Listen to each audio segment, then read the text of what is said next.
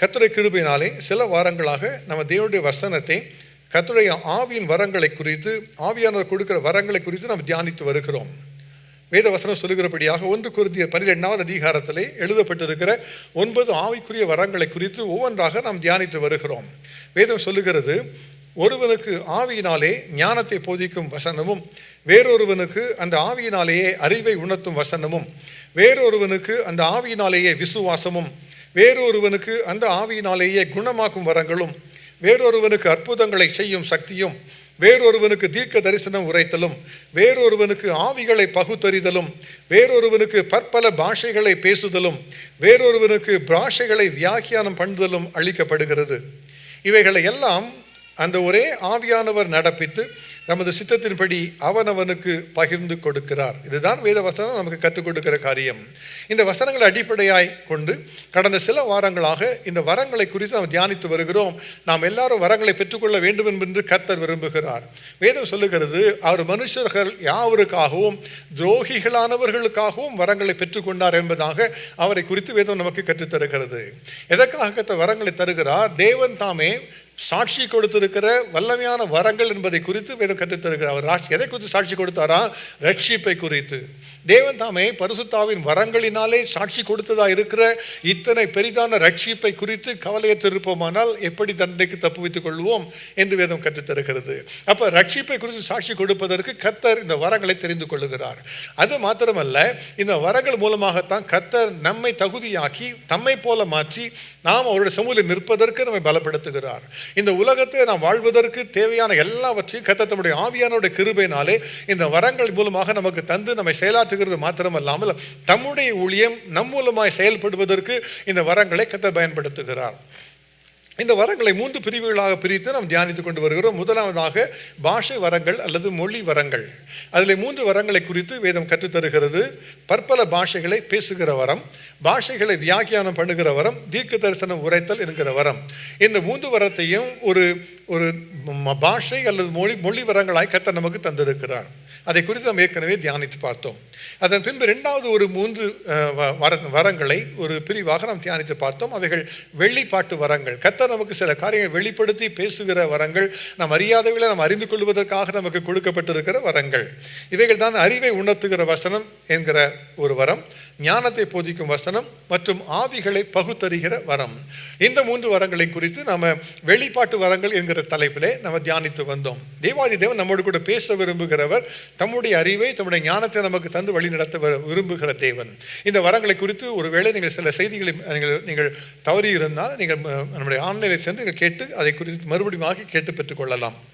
இப்போ கடந்த வாரத்தில் முந்தின வாரத்தில் ஆவிகளை பகுத்தறிகிற வரத்தை குறித்து பியூலா நம்மோடு கூட அதை பேசுவதற்கு செய்தி கொடுப்பதற்கு கர்த்தர் கிருபை கொடுத்தார். இப்போ அந்த ஆவிகளை பகுத்தறிகிற வரம் எதற்காக கொடுக்கப்படுகிறது? நம்மோடு மற்ற மனிதர்கள் பேசும் பொழுது அல்லது சில காரியங்கள் உள்ளத்தில் தோன்றும் பொழுது, ஒருவேளை ஆவியானவரே நம்முடைய இருதயத்தில் பேசினாலும் கூட, அல்லது ஒருவேளை சாத்தான் தன்னுடைய தந்திரங்களினாலே வீணான காரியங்கள் உள்ளத்தில் வைத்தாலும் கூட, அவைகள் எங்கே இருந்து வருகிறது? அது ஆவியானவர் கொடுக்கிற வார்த்தைகளா, அது பிசாசானவர் கொடுக்கிற வார்த்தைகளா, அது மனுஷீகத்தில் பேசப்படுகிற வார்த்தைகளா என்பதை அறிந்து கொள்வதற்காக நமக்கு கொடுக்கப்படுகிற வரம் தான் ஆவிகளை பகுத்தறிகிற வரம். வேத புத்தகத்தில் வாசித்து பார்த்தால் பலவிதமான ஆவிகளை குறித்து நாம் கற்றுக்கொள்ளலாம். தேவதூதர்கள் உண்டு, பரிசுத்த ஆவியானவர் உண்டு, தேவாதி தேவன் பயன்படுத்துகிற தேவனுடைய ஆவிகள் உண்டு, எல்லாம் உண்டு. அதே சமயத்தில் அசுத்த ஆவிகள், பொல்லாத ஆவிகள், பலவீனப்படுத்துகிற ஆவி என்று பலவிதமான ஆவிகளை குறித்து வேதம் நமக்கு கற்றுத்தருகிறது. பழைய பாட்டில் வாசித்து பார்க்கும் பொழுது நியாயாதிபதியின் புஸ்தகத்திலே அபிமெலேக்குக்கும் சீகேமின் மனுஷருக்கும் பொல்லாப்பு உண்டாக்குகிற ஆவியை கர்த்தர் அனுமதித்து விட்டாராம். இந்த பார்த்தீங்கன்னா, இந்த அபிமெலேக்கு என்கிற ஒரு மனிதன் அநேகரை கொலை செய்து தேவனுக்கு முன்பாக அவர் பள்ளிக்காரனாக மாறிவிட்டான்.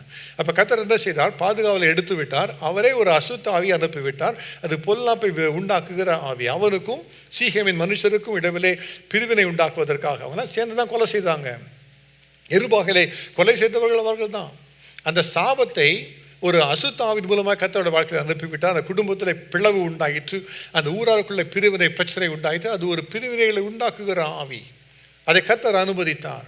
சவுலுடைய வாழ்க்கையை யோசித்து பாருங்க. அவன் சவுல் தேவனால் தெரிந்து கொள்ளப்பட்டவன் தான்.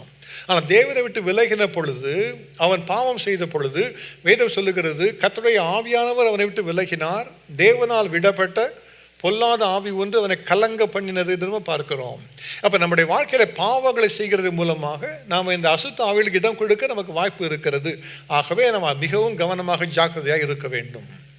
சில சமயங்களில் இந்த ஆவிகள் நம்முடைய வாழ்க்கையில் நம்முடைய ஆவிக்குரிய வாழ்க்கையை தடுமாற செய்வதற்காக நம்மோடு பேசுகிற ஆவிகள். வெளிப்படுத்துகிற விசேஷத்தில் பார்க்கும் பொழுது மிருகத்தின் வாயிலிருந்தும் கள்ள தீர்க்கதரிசியின் வாயிலிருந்தும் அந்த பிசாசின் வாயிலிருந்தும் தவளைகளுக்கு ஒத்தான 3 வஞ்சிக்கிற ஆவிகள் புறப்பட்டு வந்தன. அவைகள் வஞ்சிக்கிற ஆவிகள், ஏமாற்றுகிறவைகள் என்பதாக அவைகளை குறித்து எழுதப்பட்டிருக்கிறது. இயேசு கிறிஸ்து ஒரு முறை ஆலயத்தில் வந்த பொழுது 18 வருஷமாக பலவீனப்படுத்துகிற ஆவியை கொண்டிருந்த ஒரு சகோதரியை பார்த்து விடுதலை செய்தார் என்று எழுதப்பட்டிருக்கிறது. இயேசு கிறிஸ்துவிடத்தில் ஒரு மகனை கொண்டு வந்தார்கள். அவனை பார்த்து அவனை குறித்து சொன்னார்கள், இவன் ஊமையான ஆவி பிடித்தவன் என்று சொன்னார்கள். அவனால் பேச முடியலை. ஆகல ஊமையான ஆவி பிடித்தவன் என்று சொல்லி அவள் சொல்லி அதற்காக வேண்டிக் கொண்டார்கள். ஆனால் இயேசு இந்த ஆவிகளை பகுத்தறிகிற வரத்தை பயன்படுத்தினபடியினாலே அவன் ஊமையாக மாத்திரமல்ல, அவர் செவிடனாகவும் இருக்கிறான் என்பதை அவர் கண்டு கொண்டார். அவங்களுக்கு மற்றவர்களுக்கு தெரியல, அவன் ஊமையாக இருக்கிறான் என்று தான் நினைத்தார்கள். ஆனால் இயேசு சொன்ன காரியம் என்ன? ஊமையும் செவிடுமான ஆவியே, நீ இவனை விட்டு புறப்பட்டு போ என்று கட்டளையிட அது அவனை விட்டு புறப்பட்டு சென்றது. அதன் பின்பு அவன் பேசத்தக்கதாக அவன் மாறினான் என்று சொல்லப்படுகிறது. ஏசாயா தீர்க்கதரிசி புஸ்தகத்திலே வேதம் சொல்லுவது கன நித்திரையின் ஆவி என்று சொல்லப்பட்டிருக்கிறது. தேவன் வேண்டாம் என்று சொல்லி விலகி போகிறவர்களுக்கு கர்த்தர் ஒரு ஆவி அனுப்பிடுவார். இதான் வேண்டாம் சொல்கிறியப்பா, உனக்கு கன நித்திரையின் ஆவி, எனக்கு ஒன்றுமே புரியாது. அதனுடைய வார்த்தைகளுக்கு காரியங்களுக்கு குறித்து கவலை இதமாக இருப்பாங்க, ஒரு நிர்விசாரமாக இருப்பாங்க. அதுதான் ஒரு பெரிய ஒரு கனநித்திரையின் ஆவியாக வருகிறது. பார்க்கும்போது இப்படியாக பலவிதமான ஆவிகளை குறித்து வேதம் கற்றுத்தரு. பயத்தின் ஆவி என்று வேதம் கற்றுத்தரு. அநேகருடைய வாழ்க்கையில் அந்த பயத்தின் ஆவியின் பிரச்சனைகள் அநேகரை போராட செய்கிறது. ராத்திரி தூங்கிட்டே இருப்பாங்க, திடீர்னு பயம் வந்து எழுந்துருவாங்க. அதுக்கப்புறம் அவங்களுக்கு பயம் தூங்கவே முடியாது. காரணமில்லாத பயங்கள் அப்படி வந்து கொண்டே இருக்கும். அங்கே பார்த்தாங்கன்னா ஒரு மனிதர் சொன்னார், அவரோட வாழ்க்கை பயம் எப்படி இருக்குமா, அவருக்கு எங்கே போனாலும் செத்துருவோன்னு பயமாக இருக்குமா. அவர் ஆஃபீஸில் வேலை பார்த்துருந்தா அவருக்கு என்ன பயம் வருமா, மேலே இருக்கிற சீலிங் ஃபேனு உடஞ்சி தலையில் விழுந்து நான் செத்துற போகிறேன் அப்படின்னு பயம் இருக்குமா. அவர் காரில் போனோன்னா ஒரு ஆக்சிடென்ட் ஆக போகுது, நான் செத்துற போகிறேன் எங்கே பயம் இருக்குமா. அவர் படுக்கையில் படுத்ததுனால ராத்திரி யாராவது எனக்கு கொண்டுருவாங்கன்னு பயம். எங்கே பார்த்தாலும் அந்த மரண பயம் அவரை தாக்கி கொண்டு இருக்கும். இப்படி பயத்தின் ஆவி அனைவருடைய உள்ளத்திலே அது கிரியை செய்து கொண்டு இருக்கிறது. இவைகள்லாம் பகுத்தறிந்து கொள்வதற்காகத்தான் கர்த்தர் நமக்கு ஆவிகளை பகுத்தறிகிற வரத்தை அவர் தருகிறார். சரி, இந்த ஆவிகளை பகுத்தறிந்த பின்பு அவைகளை மேற்கொள்வது எப்படி, அதை எப்படி நாம் ஜெயம் பெறுவது, அதற்காகத்தான் வல்லமை வரங்களை கற்று வைத்திருக்கிறார். 3 வல்லமை வரங்களை குறித்து வேதம் நமக்கு கற்றுத்தருகிறது. முதலாவதாக விசுவாசம். உங்களுடைய விசுவாசமே உலகத்தை ஜெயிக்கிற ஜெயம் என்று கற்று சொல்லி இருக்கிறார். ஹல்லேலூயா. அப்போ விசுவாசமாக இருந்தால் தான் பிசாசை ஜெயிக்க முடியும், விசுவாசம் இல்லாமல் ஜெயிக்க முடியாது. அப்போ அந்த 3 வரங்களை பார்க்கும் பொழுது அந்த வல்லமை வரங்களை குறித்து பார்க்கும்போது 3 வரங்கள் சொல்லப்பட்டிருக்கு. விசுவாச வரம், அதன் பின்பு அற்புதங்களை செய்கிற சக்தி, குணமாக்கும் வரங்கள், இப்படி என்று 3 வரங்களை சொல்லப்பட்டிருக்கிறது. 3 வரங்களும் வல்லமையாய் நம்மை கிரியை செய்ய பயன்படுத்துவதற்காக கொடுக்கப்படுகிற வரங்கள். அப்புறம் வெளிப்பாட்டு வரங்களை பெற்றுக்கொள்ள வேண்டும். அதோடு கூட தேவன் கொடுக்கிற பாஷை வரங்களை, மொழி வரங்களை பெற்றுக்கொள்ள வேண்டும். அதோடு கூட வல்லமை வரங்களை பெற்றுக்கொள்ள வேண்டும். இந்த வரங்கள் எல்லாமே ஒன்றோடு ஒன்று தொடர்புடையவைகள், ஒன்றோடு ஒன்று இணைந்து செயலாற்றுகிறவைகள். முதலாவதாக வெளிப்பாடு வருகிறது, ஒரு ஞான வரம் வருகிறது, அல்லது அறிவை உணர்த்துகிற வரம் வருகிறது. ஆவிகளை பகுத்தறிவு வரத்தின் மூலமாக நாம் அறிந்து கொள்வது இந்த மனிதருக்குள்ளாக செயலாற்றுகிறது ஒரு அசுத்த ஆவி என்பதை சொல்லி நாம் அறிந்து கொள்ளுகிறோம். அப்போ அதை எதிர்த்து நம்ம ஜெபிக்கும் பொழுது உடனடியாக அந்த அசுத்த ஆவி விலகி ஓடி போகிறது. அதுதான் தேவன் நமக்கு கொடுக்குற காரியம். அப்போ முதலாவதாக நமக்கு இருக்கிறது என்ன வேணும்னா, ஒரு வெளிப்பாட்டு வரம் வேண்டும். அதன் பின்பு அதை விசுவாசமாக எதிர்த்து துரத்துகிற ஒரு வரம் வேண்டும். அதன் பின்பு அற்புதங்களை செய்கிற சக்தியான ஒரு வரம் கூட நமக்கு தேவையாக இருக்கிறது. சில மாதங்களுக்கு முன்பாக நாங்கள் ஒரு முறை வெளியில் பயணத்தில் சென்றிருந்தோம். எங்களுக்கு ஒரு தொலைபேசியிலே ஒரு அழைப்பு வந்தது.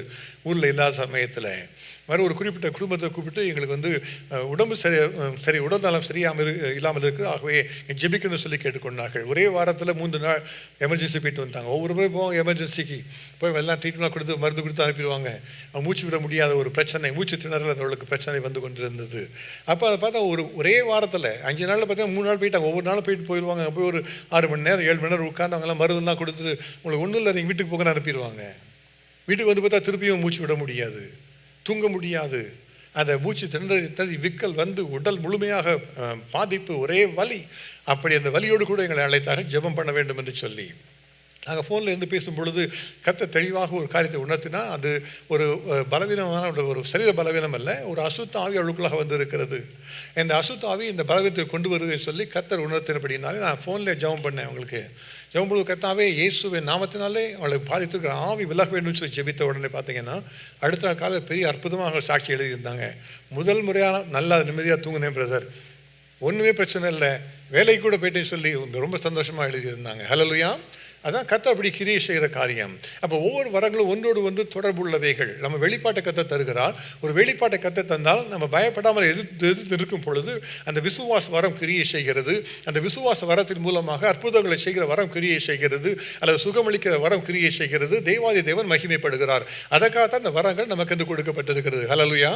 வேதம் நமக்கு என்ன கற்றுத்தருது? கடைசி நாளிலே நான் மாம்சமான யாவர் மேலும் என்னுடைய ஆவியை ஊற்றுவேன். இது யாரோ ஒரு சிலருக்காக கொடுக்கப்படுகிற வரங்கள் அல்ல, எல்லாருக்காகவும் கர்த்தர் தம்முடைய வரங்களை தரும்படியாக விரும்புகிறார். யோவேல் தீர்க்க தரிசனத்திலே கர்த்தர் சொல்லியிருக்கிற காரியம் அதுதான், மாம்சமான யாவர் மேலும் என்னுடைய ஆவியை நான் ஊற்றுவேன்.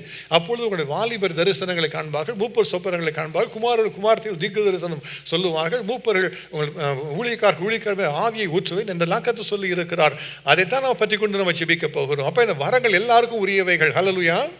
கர்த்தர் சொல்லுகிறார், இந்த வரங்கள் எதற்காக தருகிறாரா? நாம் இந்த உலகத்தில் தேவனுடைய ராஜ்யத்தை செயலாற்றுவதற்கு, கர்த்தர் வருகிற பரிந்தும் தேவன் நமக்கு கற்றுக் கொடுத்து மற்றவர்களுக்கு கற்றுக் கொடுப்பதற்கு, கர்த்தர் பயன்படுத்துவதற்காக இந்த வரங்களை அவர் நமக்கு தருகிறார். ஆகவே இன்றைக்கு நம்ம விசேஷமாக இந்த விசுவாச வரத்தை குறித்து நம்ம தியானிக்க போகிறோம். இதுதான் இந்த வல்லமை வரங்களில் முதலாவதாக செயலாற்றுகிற இந்த வரம். என்னுடைய வாழ்க்கையில் இந்த விசுவாசம் என்கிற அஸ்திபாரம் இல்லாவிட்டால் வேறு எந்த வரங்களை நம்ம செயல்படுத்தவே முடியாது. எப்படி பண்ண முடியும்? யோசித்து பாருங்க. ஒரு விசுவாசம் இல்லாமல் சொல்லி நம்ம எதையுமே செய்ய முடியாது. ஆகவே இந்த விசுவாசத்தை பெற்றுக்கொள்கிறதுக்கு ஒரு வரம் நமக்கு தேவை. அப்போ நம்ம யோசித்துக் கொள்கிறோம், இந்த விசுவாசம் ஒரு வரத்தினால் வருகிறது என்று சொல்லி நம்ம யோசித்துக் கொள்கிறோம். ஆனால் வேதத்திலே பலவிதமான விசுவாசங்களை குறித்து எழுதப்பட்டிருக்கிறது. இந்த விசுவாசத்தை குறித்து இயேசு சொன்னது என்ன? உங்கள் விசுவாசமே உலகத்தை ஜெயிக்க ஜெயம் என்று இயேசு சொன்னார். சீசர்கள் வந்து கேட்குறாங்க, அந்த அசுத்தாவை ஏன் எங்களால் துரத்தி விட முடியாமல் போயிட்டு என்று கேட்ட பொழுது உங்கள் அவிசுவாசத்தினாலே தான் என்று அவர் அதை குறித்து கற்றுக் கொடுத்தார். அப்போ விசுவாசம் இருந்தால்தான் அற்புதங்களை செய்ய முடியும். விசுவாசத்தோடு என்னுடைய நாமத்தை சொல்லும் பொழுது நம்ம ஜெயத்தை பெற்றுக் கொள்ளுகிறோம். இந்த விசுவாசம் பல விதங்களிலே நமக்கென்று கொடுக்கப்பட்டிருக்கிறது. ஒரே விதமான விசுவாசம் என்று சொல்ல முடியாது. நல்ல ஒரு உதாரணத்தை சொல்ல வேண்டும் என்று சொன்னால் டீ என்று நம்ம சொல்லலாம். டீனா என்ன சொல்லுவீங்க? நீங்கள் நான் டீ சொன்னால் என்ன பண்ணுவீங்க? ட்ரைவர் சொல்லுவார், நல்லா டீ போட்டு தரே சொல்லுவார். நல்லா டீ குடிக்குது, எதனா நம்ம குடித்தா நல்லா டேஸ்ட்டாக இருக்கும்ல, அதான் நம்ம டீ. இல்லை கப்பில் டீ போட்டு அதான் நம்ம டீன்னு சொல்லுவோம். ஆனால் பாருங்கள், நீங்கள் வந்து ஒரு நல்ல தேயிலை எஸ்டேட்டை வேலை பார்த்துட்டு இருக்காங்க, அவங்கள்ட்ட போய் டீன்னு சொன்னீங்கன்னா அவங்களுக்கு என்ன முதல்ல நினைவு வரும்? அவங்களாம் நான் டீ பிளான்டேஷனில் போய் எல்லாம் டீ கலெக்ட் பண்ணுறேன், அந்த இலையை தான் அவங்க பார்ப்பாங்க. அது பசுமை நிறமாக இருக்குதுன்னு சொல்லுவாங்க, வித்தியாசமாக அதை எக்ஸ்பிளைன் பண்ணுவாங்க. அதே மாதிரி கடைக்கு போய் நீங்கள் டீ கேட்குறீங்க ஒரு க்ரோசரி ஸ்டோரில், அவங்க ஒரு பாக்கெட்டில் கொடுக்குறாங்க. அதை பார்த்தா பச்சை நிறமாகவும் இல்லை, அது தண்ணியாக குடிக்கிற மாதிரியும் இல்லை, அதை பார்த்தா கருப்பாக இருக்குது, பொடி மாதிரி இருக்குது, அதுவும் டீ தான் சொல்கிறாங்க. ஆனால் எல்லாமே ஒரே டீ தான். ஹல்லேலூயா. அப்போ அதே போல் விசுவாசம் பல விதங்களிலே நமக்கென்று கொடுக்கப்பட்டிருக்கிறது. பல விதங்களிலே இந்த விசுவாசத்தை கர்த்தருடைய உள்ளத்தில் வைத்து அந்த விசுவாசத்தை பயன்படுத்துகிறார். அப்போ அந்த ஒவ்வொரு விசுவாசத்தையும் அதை தன்மைகளை அறிந்து கொள்ளணும். அதை குறித்து நம்ம அறிந்து கற்றுக்கொள்வதற்காக இந்த 3 விதமான விசுவாசங்களை குறித்து நம்ம இன்றைக்கு தியானிக்க போகிறோம். முதலாவதாக, ஒரு மனிதனுக்குள்ளாக கர்த்தர் கொடுக்கிற விசுவாசம் எப்படி இருக்கிறதா? கர்த்தர் தான் இந்த வசனத்தை தருகிறவர். வேதம் சொல்லுகிறது, எபிரேயர் 11வது அதிகாரம் 1-2 வசனங்களிலே, விசுவாசத்தை துவக்குகிறவரும் முடிக்கிறவருமாகிய இயேசு கிறிஸ்துவை நோக்கி நமக்கு நியமிக்கப்பட்டிருக்கிற ஓட்டத்திலே பொறுமையோடு ஓட வேண்டும் என்று சொல்லி. அப்போ அந்த விசுவாசத்தை துவக்குகிறவர் இயேசு தான். அந்த விசுவாசம் இருந்தால்தான் நம்ம வந்து எதையும் செய்ய முடியும். அதை துவக்குகிறவர் இயேசு தான். அவர் தான் நமக்கு இந்த விசுவாசத்தை தருகிறார். வேறு யாரும் விசுவாசத்தை தர முடியாது. நீங்கள் ஒருவேளை நீங்கள் வந்து ஒரு மெயில் பாக்ஸில் மெயில் ட்ராப் பண்ணுறீங்க, அதை ட்ராப் பண்ணும்போது you believe that it is going to go where whatever address you wrote, இல்லையா? ஸ்டாம்ப் போட்டிங் தான் போயிடும் கண்டிப்பாக அந்த இடத்துக்கு. அதான் அதை பற்றி யோசிக்கிறது இல்லை. You have a confidence about that, you have belief in that. ஆனால் அது பேர் விசுவாசம் அல்ல. விசுவாசம் இயேசுவை நம்புகிறது தான் விசுவாசம். விசுவாசத்தை துவக்குகிறவர் இயேசு கிறிஸ்து. தேவன் ஒருவர் உண்டு என்றும் அவர் தம்மை தேடுகிறவர்களுக்கு பலன் அளிக்கிறது என்றும் நம்ம அறிந்திருக்கிறது தான் விசுவாசம். ஹல்லேலூயா. மற்ற எல்லாவற்றையும் குறித்து நமக்கு நம்பிக்கை இருக்கலாம். ஆனால் இயேசு தேவன் என்று ஒருவர் உண்டு, அவர் தம்மை தேடுகிறவர்களுக்கு பலன் அளிக்கிறது நம்ம நம்புகிறோமே, அதுதான் விசுவாசம். அந்த விசுவாசத்தை நமக்குள்ள தருகிறவர் இயேசு கிறிஸ்து. அவர் தான் தொடக்குகிறார், அவர் தான் அந்த வசனத்தை நிறைவு செய்கிறார். இந்த விசுவாசத்தை அதிகப்படுத்திக் கொள்வதற்கு, பெற்றுக்கொள்வதற்கு நமக்கு ஒரு வழிமுறையையும் கூட கற்று தந்திருக்கிறார். விசுவாசம் கேள்வியினாலே வரும், தெய்வ வசனத்தை கேட்கிறதாலே வரும் என்று சொல்லப்பட்டிருக்கிறது. வசனத்தை கேட்டால் அந்த விசுவாசம் நமக்குள்ளாக வருகிறது. சரி, முதலாவதான ஒரு விசுவாசம் எப்படிப்பட்ட விசுவாசமா? ரோமர் 12:3 கடைசி பகுதி சொல்லுகிறது, ஒவ்வொருவருக்கும் பகிர்ந்து கொடுக்கப்பட்ட விசுவாச அளவு என்று சொல்லப்பட்டிருக்கிறது. மெஷர் ஆஃப் ஃபெய்த் என்று ஆங்கிலத்தில் சொல்லப்படுகிறது, அல்லது ஒரு சீட் ஆஃப் ஃபெய்த் என்று சொல்லப்படுகிறது. இதை பாரு, அதுவும் விசுவாசம் தான். அது எல்லா மனிதருக்குள்ளாகவும் கர்த்தரே தருகிற ஒரு விசுவாசம். சிலர் சொல்லுகிறாங்க, எனக்கு விசுவாசமே கிடையாது பிரதர் அப்படின்னு சொல்லுவாங்க. ஆனால் அவர்களுக்குள்ளும் கர்த்தர் ஒரு விசுவாசத்தை வைத்திருக்கிறார். அந்த விசுவாசம் தான் ஒவ்வொருவருக்கும் கர்த்தர் கொடுத்திருக்கிற ஒரு அளவான ஒரு விசுவாசம். ஒரு இயேசு ஒரு ஊமை சொல்லும்போது சொன்ன காரியம் என்ன? அவர் சிலர் அழைத்து ஒருவனுக்கு 1 தாலந்து வெள்ளி, ஒருவனுக்கு 5 தாலந்து வெள்ளி, ஒரு 10 தாலந்து வெள்ளி கொடுத்து போனார் அல்லவா? ஒவ்வொருவருக்கும் அவருடைய திறமைக்கு ஏற்ற தாலந்துகளை அந்த ராஜா கொடுத்தார் என்பதாக சொல்லப்பட்டிருக்கிறது. அப்படி தான் கர்த்தர் எல்லாருக்கும் ஒரு அளவான ஒரு விசுவாசத்தை அவர் தருகிறார். இந்த விசுவாசம் எப்படிப்பட்டது? ஒரு உள்ளத்தில் இருந்து அது விதைக்கப்பட்டிருக்கிற விசுவாசம். அந்த விசுவாசத்தை நம்ம தட்டி எழுப்பினால்தான் அதை கொண்டு நாம் பெரிய காரியத்தை செய்ய முடியும். ஒரு குழந்தை பிறந்தாலே போதும், அந்த குழந்தை உள்ளத்தில் இந்த விசுவாசத்தை கத்த வைக்கிறார். அந்த குழந்தைக்குள்ளாக ஒரு ஆவி இருக்கிறது, அந்த ஆவிக்குள்ள ஒரு விசுவாசத்தை கத்த வைக்கிறார், ஒரு மனசாட்சியை கத்த வைக்கிறார். அதன் மூலமாக ஒரு விசுவாசம் உண்டாகிறது. ஆனால் அந்த குழந்தை வளரும் பொழுது அந்த விசுவாசத்தை தட்டி எழுப்பாமல் இருக்கலாம், வேதவசத்தை செவி கொடுத்து அதற்கு செவி சாக்காமல் இருக்கலாம், அப்படி பல விதங்கள் இருக்கலாம். ஆனால் அநேக பிள்ளைகள் வளர்ந்து வரும் பொழுது வாலிப வயதிலே ஒரு வசனத்தை கேட்கிறார்கள், தொடப்படுகிறார்கள், ரட்சிக்கப்படுகிறார்கள். எப்படி ரட்சிக்கப்படுகிறார்கள்? அந்த விசுவாசம் இல்லாமல் யாருமே ரட்சிக்கப்பட முடியாது. அந்த ரட்சிப்பை நிறுத்துவதற்காக தருவதற்காக கர்த்தர் கொடுக்கிறது தான் விசுவாசம். வேதம் சொல்லுகிறது, எபேசியர் 2வது அதிகாரம் 8வது வசனத்திலே இந்த ரட்சிப்பு ஒரு மனிதனுக்குள்ளாக எப்படி வருகிறது என்பதை குறித்து விளக்கி சொல்லுகிறது. கிருபையினாலே விசுவாசத்தை கொண்டு ரட்சிக்கப்பட்டீர்கள். அப்போ கர்த்தர் கொடுத்தது கிருபை. கிருபை என்ன? இதுவரைக்கும் நம்ம செய்த தவறுகள், பாவங்கள், குற்றங்கள் எல்லாத்தையும் மன்னிக்கிறது தான் கிருபை. நமக்குள்ள எல்லா தண்டனையும் எடுத்து போடுகிறாரே, அதுதான் அந்த கிருபை. அந்த கிருபையை தந்து அந்த கிருபை நாம் விசுவாசத்தோடு கூட இணைத்துக் கொள்ளும் பொழுது நம்முடைய வாழ்க்கையிலே ரட்சிப்பு உண்டாகிறது. அல்லதுயா? அப்போ நம்ம தேவாதி தேவனை ஏற்றுக்கொள்கிற உள்ளத்தில் ஒரு விசுவாசம் தேவையாக இருக்கிறது. அந்த விசுவாசம் இல்லாமல் இயேசுதான் எனக்கு ரட்சகர் என்று விசுவாசியாமல் நம்ம ரட்சிப்பை பெற்றுக்கொள்ளவே முடியாது. அதற்காக ஒரு விசுவாசத்தை கர்த்தர் தருகிறார். அந்த விசுவாசம் எல்லாருக்குள்ளும் இருக்கிறது, எல்லாரோட உள்ள அந்த விசுவாசம் இருக்கிறது. ஆனால் இதுவரைக்கும் ஏன் ரட்சிக்கப்படாமல் மக்கள் இருக்கிறார்கள்? அந்த விசுவாசத்தை தட்டி எழுப்பவில்லை. They have not activated the faith. That faith that has been placed upon them, they have not activated that faith at all. But when they hear the word of the Lord, when the word of the Lord comes and works upon the small faith that was in their heart, then it becomes a salvation in their lives, and that is when the faith becomes activated. அப்புறம் நம்முடைய வாழ்க்கையிலே கர்த்தரை ஏற்றுக்கொள்வது அந்த விசுவாசம் இருந்தால்தான் முடியும். அவரை விசுவாசிக்கிறது. யோவான் எழுதின சுவிசேஷம் 1 அதிகாரம் 12வது வசனத்திலே இயேசு சொன்ன காரியம் அதுதான். அவருடைய நாமத்தின் மேல் விசுவாசம் உள்ளவர்களாய் அவரை எத்தனை பேர் ஏற்றுக்கொண்டவர்கள் எத்தனை பேர்களோ அத்தனை பேர்களும் தேவனுடைய பிள்ளைகள் ஆகும்படி அவர்களுக்கு அதிகாரம் கொடுத்தாராம். அப்போ அந்த விசுவாசத்தோடு நம்ம சொல்லணும், தேவாதி தேவனுடைய நாமத்தை, நான் இயேசுவின் நாமத்தை விசுவாசிக்கிறேன், அவர் என்னுடைய ரட்சகர் என்று விசுவாசிக்கிறேன் சொல்லி அந்த விசுவாசிக்கும் பொழுது தான் கர்த்தர் நம்ம தேவனுடைய பிள்ளைகள் ஆவதற்கு அதிகாரம் கொடுக்கிறாராம். எல்லாவற்றுக்கும் விசுவாசம் நமக்கு தேவை. ரட்சிக்கப்படுவதற்கு விசுவாசம் தேவை, தேவ பிள்ளைகள் அழைக்கப்படுவதற்கு விசுவாசம் தேவை, நம்ம ஞானஸ்தானம் பெற்றுக்கொள்வதற்கு விசுவாசம் தேவை. யோசித்து பாருங்க, வேதம் சொல்லி இருக்கிறது. ரோமர்கள் நிருபம் 10வது அதிகாரம் 9 முதல் 10 வசனங்கள் தெளிவாய் வேதம் சொல்லியிருக்கிறார். கர்த்தராகிய இயேசுவை உன் வாயினாலே அறிக்கையிட்டு தேவன் அவரை மரித்தோரிலிருந்து எழுப்பினார் என்று உன் இருதயத்தில் விசுவாசித்தால் ரட்சிக்கப்படுவாய். அப்போ நம்ம விசுவாசிக்கிற முதலாவதாக இயேசுவை வாயினால் அறிக்கை செய்யணும். அவருடைய இருதயத்தில் அவர் ரட்சகர் என்று விசுவாசத்தை அறிக்கையிட வேண்டும். அதுதான் ரட்சிப்பு. அதற்காக நமக்கு கொடுக்கப்படுகிற இந்த விசுவாசம் தான் சின்ன ஒரு அளவான ஒரு விசுவாசம், எல்லாருக்கும் கொடுக்கப்படுகிற ஒரு அளவான விசுவாசம். அதை கர்த்தர் நம்முடைய இருதயத்தில் வைத்து வைக்கிறார். இயேசு இதை குறித்து சொல்லும் பொழுது ஒரு காரியத்தை தெளிவாக சொல்லுகிறார். மார்க் எழுதின சுவிசேஷம் 16வது அதிகாரம் 16வது வசனம். அதுக்கு அநேகர் சொல்லுங்க, ஞானஸ்நானத்தை குறித்து பேசுவாங்க. எப்போ ஞானஸ்நானம் பெற்றுக்கொள்ளலாம், ஞானஸ்நானம் பெற்றுக்கொண்ட உடனே ரட்சிக்கப்பட்டாங்களா இதெல்லாம் சொல்லுவாங்க. நீங்கள் எப்போனாலும் ஞானஸ்நானம் பெற்றுக்கொள்ளலாம். ஆனால் அந்த ஞானஸ்நானம் விசுவாசத்தில் நான் வராமல் இருந்தால் அது ஞானஸ்நானமே அல்ல. அதனால் ஒரு மாற்றம் வர முடியாது. ஒரு வேளைங்க சொல்லலாம், நான் பெரிய ஆள் ஆகிட்டேன், எல்லாரும் எல்லாம் ஞானஸ்நானம் எடுத்துக்கொள்ள, நானும் போய் எடுத்துக்கொள்ள தனியில் முங்கி எழுந்து வச்சுங்க, அதுக்கும் உங்களை ரட்சிப்புக்கும் ஒரு சம்பந்தமே கிடையாது. தேவன் சொல்லுகிற காரியம் என்ன? விசுவாசம் உள்ளவனாகி ஞானஸ்நானம் பெற்றவன் ரட்சிக்கப்படுவான். மார்க் 16 எழுதி வைத்துக் கொள்ளுங்க. அப்போ விசுவாசம் உள்ளவனாகி ஞானஸ்நானம் பெற்றவன் ரட்சிக்கப்படுவான். இப்போ விசுவாசம் இல்லாமல் ஞானஸ்நானம் பெற்றால் அது ஞானஸ்நானம் கிடையாது, ரட்சிக்கப்படுவதற்காக மாற்றத்தை கொண்டு வர முடியாது. ஆக எல்லாவற்றுக்கும் விசுவாசம் தேவை. கர்த்தருக்குள்ளாக மாறி தேவ பிள்ளைகளாக மாறுவதற்கு இந்த விசுவாசம் தேவை. அதற்காக கர்த்தர் நமக்கு கொடுக்குறது அந்த விசுவாசம். அந்த விசுவாசத்தோடு தான் இணைந்து தான் இந்த ஞானஸ்நானத்தை நம்ம பெற்றுக்கொள்ள முடியும், அல்லது தேவனுடைய பிள்ளைகளாக மாற முடியும். அதற்காக எல்லா யூதத்தில் வைக்கப்பட்டிருக்கிறது ஒரு சிறிய ஒரு விசுவாசம். எத்தியோப்பியில் இருந்த ஒரு மந்திரி இருந்தான். அவனுக்கும் விசுவாசம் என்ன சம்பந்தம் தெரியல.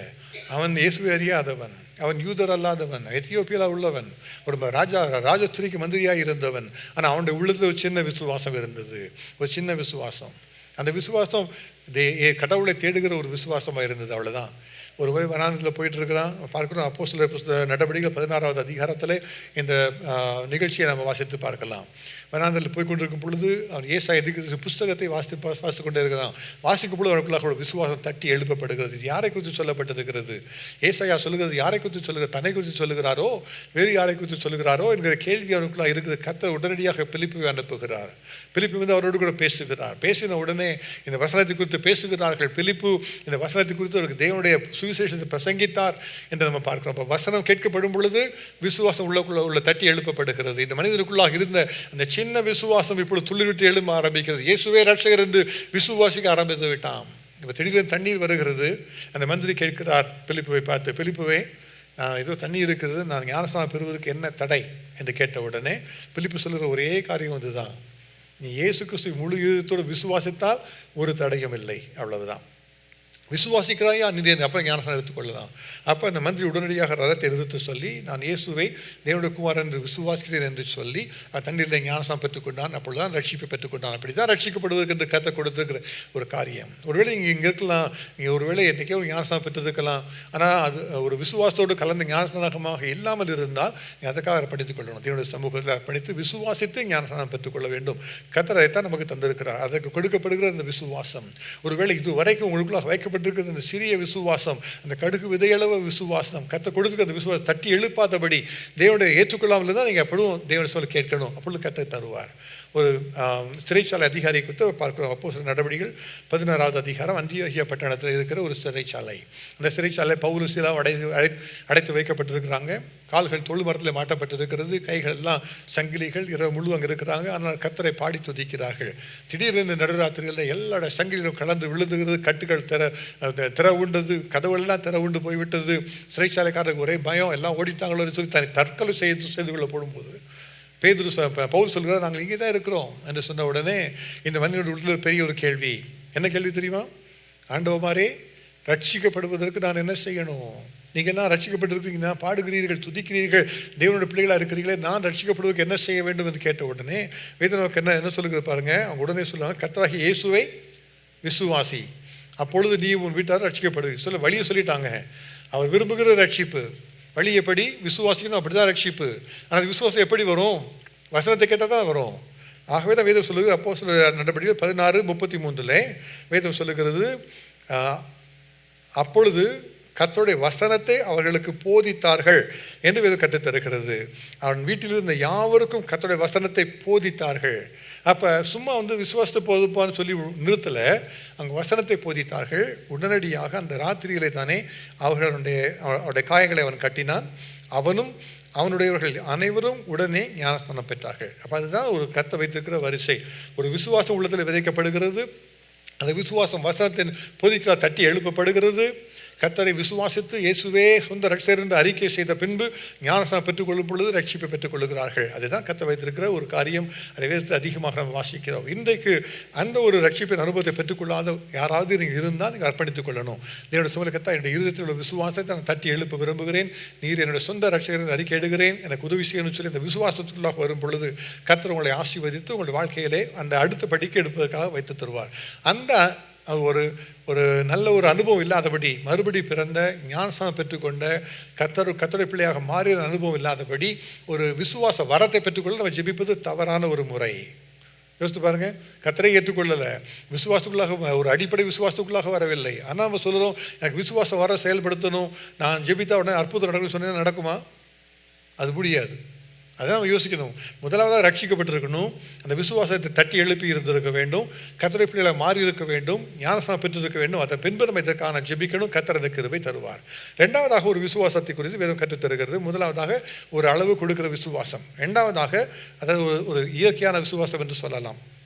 கலாத்தியர் 5வது அதிகாரம் 22, 23 இரண்டாவதாக ஒரு விசுவாசத்தை குறித்து கற்றுத்தரு. அது ஆவியின் கனி என்று சொல்லப்பட்டிருக்கிறது. ஆவியின் கனியோ அன்பு, சந்தோஷம், சமாதானம், நீடிய பொறுமை, தயவு, நற்குணம், சாந்தம், விசுவாசம், இச்சையடக்கம் என்பதாக சொல்லப்பட்டிருக்கிறது. அதிலே விசுவாசம் ஒரு ஆவியின் கனி என்பதாக நமக்கு சொல்லப்பட்டிருக்கிறது. அப்புறம் நம்ம வாழ்க்கையிலே கனியாய் செயலாற்றுகிறதும் ஒரு விசுவாசம் தான். எப்படி ஒரு டீ 3 விதமாக நம்ம பார்க்கிறோமோ அதே போல இந்த விசுவாசம் முதலாவதாக ஒரு மனிதன் ரட்சிக்கப்படுவதற்காக கொடுக்கப்படுகிற விசுவாசம், இரண்டாவதாக இந்த மனிதன் தன்னுடைய வாழ்க்கையை நடத்துவதற்காக கொடுக்கப்படுகிற ஒரு விசுவாசம். இந்த விசுவாசம் எப்படி இருக்கிற ஒரு கனியாக உருவாகிற விசுவாசம். அந்த விசுவாசத்துக்குள்ளாக நாம தான் நம்ம அர்ப்பணித்துக் கொள்ளணும், நம்ம வளர்த்துக் கொள்ள வேண்டும். கனி என்று சொன்னால் என்ன? we have to cultivate that fruit. அதுதான். உங்கள் வீட்டில் ஒரு ஆப்பிள் ஒன்று நினைக்கிறீங்க, ஆப்பிள் மரத்தை ஒன்று நடுறீங்க, தண்ணியை ஊற்றுறீங்க, அதில் உரத்தை போடுறீங்க, எல்லாம் பண்ணுறீங்கல்ல.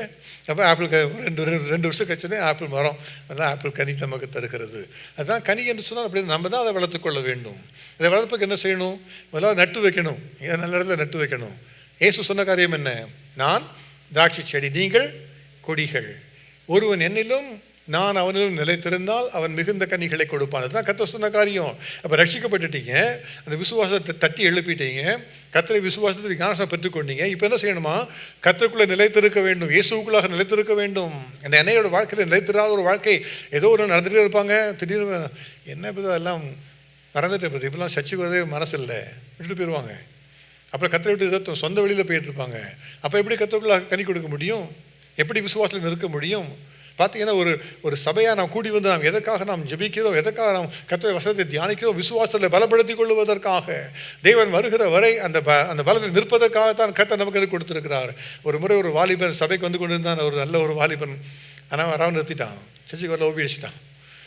போதுக்கு போய் அவன் போய் சொல்லணும், உனக்கு சர்ச்சுக்கு வாப்பான்னு சொல்லணுமே அப்படின்னு சொல்லி போனாரான். போனால் அந்த வாலிபன் வீட்டில் பின்னால் உட்காந்து நல்ல ஒரு ஃபயர் பிளேஸ் செட் பண்ணி நிறைய விறகுலாம் வைத்துக்கொண்டு உட்காந்து நல்லா குளிர் காய்ந்து கொண்டு இருக்கான். பாஸ்டர் வந்துட்டார். அதில் உட்காருங்க பாஸ்டர் உட்காந்துட்டாரு. இது எப்படி சொல்கிறது அப்படின்னு யோசிச்சுட்டே இருந்தாராம். நான் ஒரு 2 பேர் சொல்ல கொஞ்சம் நேரம் உட்காந்து பார்த்துட்டே இருந்தேன். அவனையும் பார்த்தாரு, அந்த விறகையும் பார்த்து கொண்டு அகிரி எரிந்து கொண்டே இருந்தது. எழுந்து போய் அதில் ஒரே ஒரு விறகை எடுத்து வெளியே தனியாக வைத்து விட்டார். அவ்வளோதான். வந்து உட்காந்துட்டார் அவர் திருப்பியும். அந்த வாலிபர் ஒன்றும் புரியல, என்ன சொல்கிறீங்க பாஸ்டர், ஏதோ விறகு எடுத்து வெளியே வச்சுட்டீங்க. அவர் 1 வயசில் பார்த்து கொண்டே இருந்தார். பார்த்தீங்கன்னா அந்த ஃபயர் பிளேஸில் உள்ள அடுப்பு எரிந்து கொண்டே இருக்கிறது. வெளியில் வைத்த கட்டை என்னாச்சு? கொஞ்சம் நேரத்தில் அணைஞ்சு போச்சு, கறிக்கட்டையை போச்சு, ஒன்றுமே இல்லாமல் போச்சு. அப்போ தேவரை விட்டு விலகினவங்க, இயேசுவோடு கூட ஒன்றாக இல்லாத இருக்கிறவங்க எப்படி விசுவாசத்தில் இருக்க முடியும்?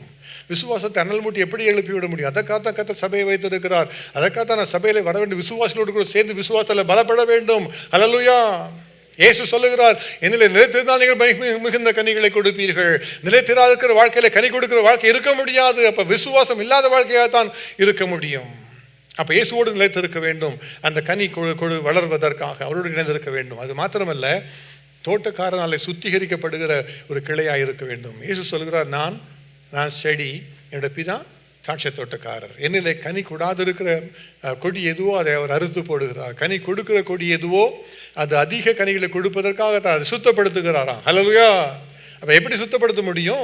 வசனத்தை கேட்கும் பொழுது தான் பரிசுத்தத்தை பெற்றுக்கொள்ள முடியும். தேவனுடைய சமூகத்தில் உட்கார்ந்து வசனத்தை தியானிப்பது, தேவனுடைய வார்த்தைகளை கேட்டுக்கொள்வது, அதன்படியாக நம்ம ஒழுங்குபடுத்திக் கொள்வது, ஒவ்வொரு முறையும் மாற்றிக்கொண்டே இருப்பது, அதைத்தான் கர்த்தர் விரும்புகிறார். பவுலே சொல்லுகிறார், நான் அனுதினமும் சாகிறேன் என்று சொல்லுகிறார். ஒவ்வொரு நாளும் தன்னுடைய மாம்சத்திற்கு செத்து ஆவிக்கு பிழைத்திருப்பதற்காக தன்னை அர்ப்பணித்துக் கொண்டவர். ஒவ்வொரு முறையும் அவருடைய வாழ்க்கையை தவறு செய்யும் பொழுதெல்லாம் அவர் மனம் மாறி தெரிந்து கொள்ளுகிறவர். ஆகவே தான் கர்த்தரோடு இருக்கிறவர். இப்படிப்பட்ட ஒரு பரிசுத்த வாழ்க்கை இல்லாதபடியாக இந்த விசுவாச வரம் தேவை என்று சொல்லி நாம ஜெபிக்கவே முடியாது. இயேசுவை ஏற்றுக்கொண்டிருந்திருக்க வேண்டும். விசுவாசம் தட்டி எழுப்பப்பட்டிருந்திருக்க வேண்டும். அந்த விசுவாச வாழ்க்கையை நிலைத்திருக்க வேண்டும். மிகுந்த கனிகளை கொடுக்கிற ஒரு விசுவாச வாழ்க்கையை நிற்க வேண்டும். அப்படி நின்றால் தான் நம்ம ஜெபிக்க முடியும். கர்த்தாவே என்னை நிரப்பும், எனக்கு இந்த விசுவாசத்தை தாரும், விசுவாச வரத்தை தாரும் என்று சொல்லி அப்பொழுதுதான் நம்ம ஜெபிக்க முடியும். இந்த விசுவாசம், கனியாகிய விசுவாசம் நமக்குள்ளாக இருக்கும் பொழுது என்ன நடக்குது தெரியுமா? அந்த விசுவாசம் நம்முடைய வாழ்க்கையை மாற்றிக்கொண்டே இருக்கிறார். யாக்கோபு அதை குறித்து சொல்லுகிறார். யாக்கோபு நிருபம் 2வது அதிகாரம் 21 முதல் 23 வசனங்கள், அதை 17 முதல் வாசித்து பார்த்தா அது சொல்லப்பட்டிருக்கிறது, கிரியைகள் இல்லாத விசுவாசம் செத்ததாக இருக்கும் என்று சொல்லி. அப்போ விசுவாசம் இருக்கணும், அந்த விசுவாசத்தை கனிகளாக கொண்டு வரணும். அது மாத்திரமல்ல, அந்த விசுவாசத்தை நடைமுறைப்படுத்த வேண்டும். அந்த விசுவாசத்தின்படியாக நடந்து கொள்ள வேண்டும். ஏதோ எனக்கு விசுவாசம் இருக்குதுப்பா, ஆனால் இந்த விசுவாசத்துக்கும் என்னுடைய வாழ்க்கை முறைக்கும் சம்பந்தமே இல்லை, அப்படி சொல்ல முடியாது. உங்கள் விசுவாசம் என்னவோ நீங்கள் செயல்படுத்தி காண்பிக்க வேண்டும். அதுதான் நம்ம கற்றுக்கொள்ள போகிறோம். நமக்காக நல்ல ஒரு பைபிள் ஸ்டடி இருக்கிறது, relationship between faith and works. அதுதான் நமக்கு பைபிள் ஸ்டடி.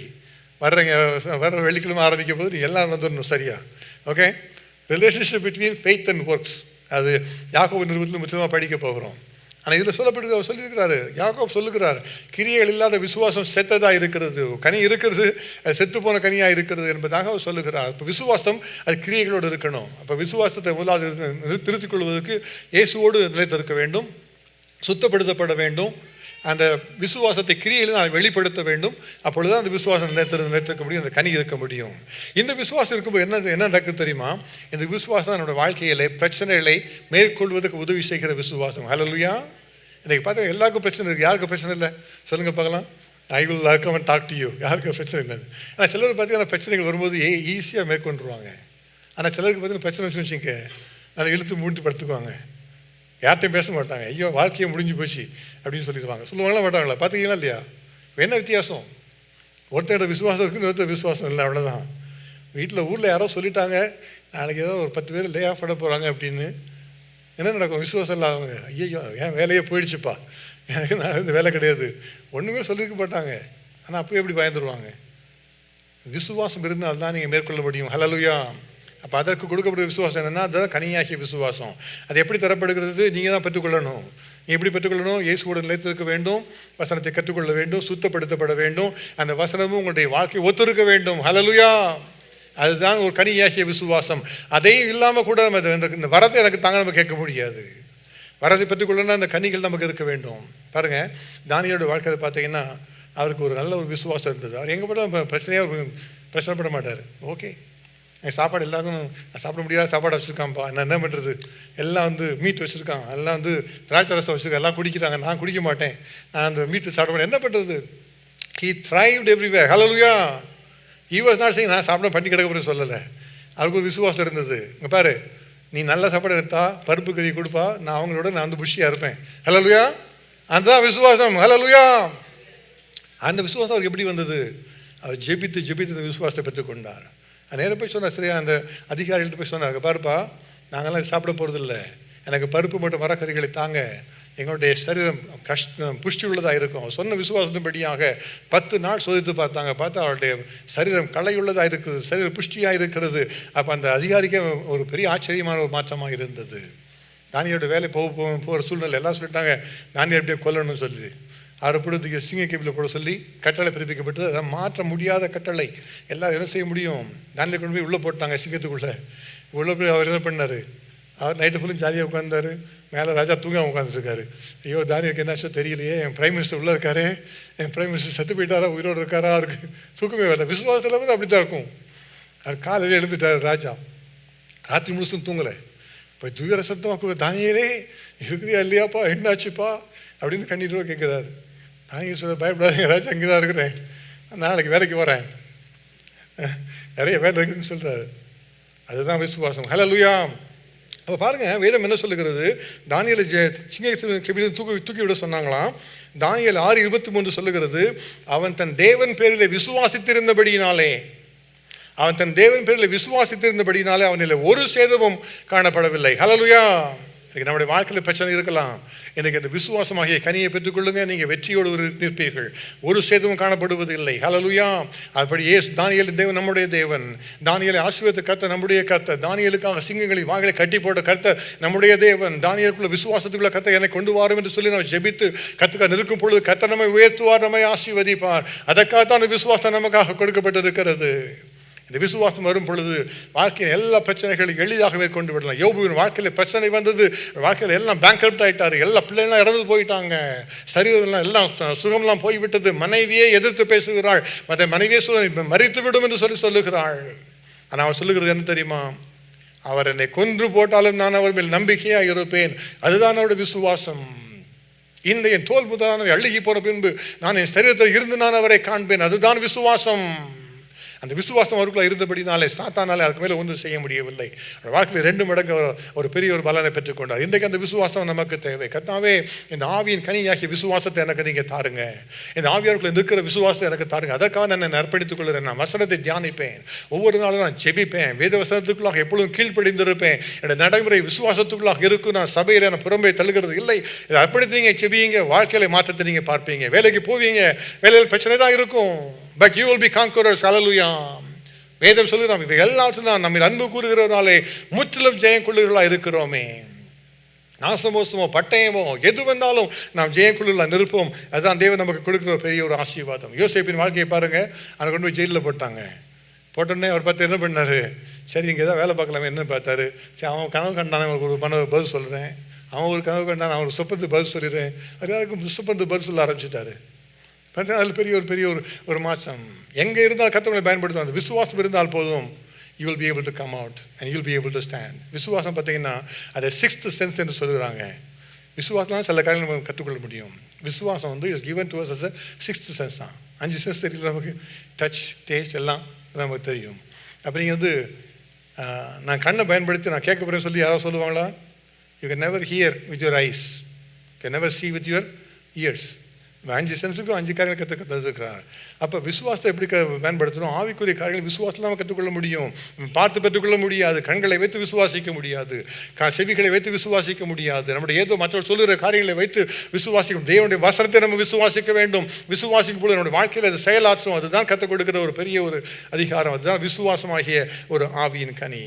இன்றைய கர்த்தர் அந்த கிரியை அந்த வாழ்க்கையை நமக்கு என்று செய்து கொடுப்பதற்காக நம்ம கர்த்தரில் படித்துக் கொள்ளணும். பவுலுக்கு ஒரு பெரிய ஒரு நம்பிக்கை, பெரிய எல்லா அநேக ஊழியர்களை செய்யும்போது நான் சொன்ன காரியம் 2 தீமோத்தேயுல 1 அதிகாரம் 12வது வசனத்தில் சொல்லுகிறார், அது நிமித்தம் நான் இந்த பாடுகளை எல்லாம் அனுபவிக்கிறேன். எல்லா பிரச்சனை தான் இருக்குது 3 மினிஸ்ட்ரியில், எல்லா பாடுகளும் நான் அனுபவிக்கிறேன், ஆயினும் நான் வெட்கப்படுகிறது இல்லை, ஏனென்றால் நான் விசுவாசித்திருக்கிறவர் இன்னார் என்று அறிவேன். I know whom I have believed. அவர்கிட்ட ஒப்பு கொடுத்துட்டேன், அவர் எல்லாத்தையும் பார்த்து கொள்ளுவார். அதுதான் அவருடைய விசுவாசம். இன்றைக்கு அதற்காக அர்ப்பணித்துக் கொள்ளுங்க. இன்றைக்கு கர்த்தர் உங்களை பலப்படுத்துவார். வேலையின் பிரச்சனைகள், குடும்பத்தின் பிரச்சனைகள் எல்லாம் ஒன்றுமில்லாத கர்த்தர் மாற்றி போட்டு விடுவார். when you have come into that faith, when you come into acquiring the fruit of the spirit of faith, fruit of faith in your life, கர்த்தர் அந்த கிருபையை நமக்கு தருவார். கடைசியாக 3வது தான் இந்த வரமாகிய ஒரு விசுவாசம். இதுவும் நம்ம கற்றுத்தருகிற காரியம் என்னன்னா, விசுவாசம் என்கிறது ஒரு வரமாக நம்முடைய வாழ்க்கையை செயலாற்றுகிறது. அப்போ கனியாகிய ஒரு வரத்திற்கும் ஒரு விசுவாசத்திற்கும் வரமாக நம்ம கொடுக்கப்படுகிற விசுவாசத்துக்கு என்ன வித்தியாசம் இருக்கிறது? கிஃப்ட் ஆஃப் ஃபெய்த், அதாவது நம்ம விசுவாச வரம் என்பது ஒரு மனிதனுக்கு கொடுக்கப்படுகிற ஒரு அசாதாரணமான ஒரு வல்லமை. It is a supernatural special ability given by the Holy Spirit for a man, for them to overcome and trust God beyond normal limits. நார்மலாக நம்பவே முடியாது, அதையெல்லாம் தாண்டி கர்த்தரை விசுவாசிக்கிற விசுவாசம் வருது பாருங்க, அதுதான் அந்த விசேஷத்தை விசுவாசம். அதுதான் மலைகளை பெயர்க்கிற விசுவாசம் என்று சொல்லப்படுகிறது. ஒவ்வொரு நாளும் இது சாதாரண வாழ்க்கை செய்கிற காரியம் அல்ல, மலைகளை பெயர்க்கத்தக்க விசுவாசம். அதுதான் ஒரு supernatural ability to have a faith upon God for something that you will never believe in God ordinarily at all. That is a gift of faith. முடியாதவர்களை முடிய செய்யும்படியாக கர்த்தரை விசுவாசித்து செய்து கொள்ளுகிறது. மார்க் எழுதின சுவிசேஷம் 16வது அதிகாரம் 17 முதல் 18 வசனத்தில் இயேசு கிறிஸ்து இந்த வரத்தை குறித்து தான் அவர் பேசுகிறார். அவர் சொல்லுகிறார், விசுவாசிக்கிறவர் நடக்கும் அடையாளங்கள் ஆவன, என் நாமத்தினாலே பிசாசுகளை துரத்துவார்கள், நவமான பாஷைகளை பேசுவார்கள், சர்ப்பங்களை எடுப்பார்கள், சாவுக்கு ஏதுவான யாதொன்றை குடித்தாலும் அது அவர்களை சேதப்படுத்தாது, வியாதியஸ்தவில் கைகளை வைப்பார்கள், அப்பொழுது அவர்கள் சொஸ்தமாவார்கள். அதையெல்லாம் கற்றுக் கொடுக்கிற ஒரு வல்லமை, வரத்தினால் செயலாற்றுகிற ஒரு வல்லமையான கிரியைகள். அவைகள் செயலாற்றுவதற்கு இந்த ஆவிக்குரிய வரமாகிய விசுவாசம் நமக்கு தேவை. அந்த வரத்தை கர்த்தர் நமக்கு தருகிறார். அவர் சொல்லுகிறார், எல்லாருக்கும் நான் வரங்களை நான் கொடுக்கிறேன் என்று கர்த்தர் நமக்கு கற்றுத்தரு. அவர் கேட்டால் போதும், அவர் நிச்சயமாக நமக்கு இந்த விசுவாச வரத்தை அவர் நமக்கு என்று தருவார். இயேசு சொல்லுகிறார், ஒரு விசுவாசம் உள்ளவனாக இருந்து இந்த மலையை பார்த்து நீ பெயர்ந்து அப்புறம் போ, சமுத்திரத்தை தள்ளுண்டு போ என்று சொல்ல அவன் சொல்லுகிறதை அவன் அவிசுவாசம் நம்பினால் அவன் சொன்னது நடக்கும் என்பதாக கர்த்தர் சொல்லுகிறான். என்ன நம்புகிறோமோ விசுவாசிக்கிறோமோ அந்த வரத்தால் நிறையும் பொழுது கர்த்தர் அந்த கிருபையை நமக்கு என்று செய்து தருகிறார். இந்த வரம் பார்த்தீங்கன்னா பழைய ஏற்பாட்டில் செயலாற்றினது. இது விசுவாசியமாகிய வரம் பழைய ஏற்பாட்டில் செயலாற்றினது. பழைய ஏற்பாட்டில் எப்படி பார்க்குறோம்? மோசே வந்து நிற்கிற பெரிய ஒரு ரெட் சீ நிற்கிது, சிவந்த சமுத்திரம்.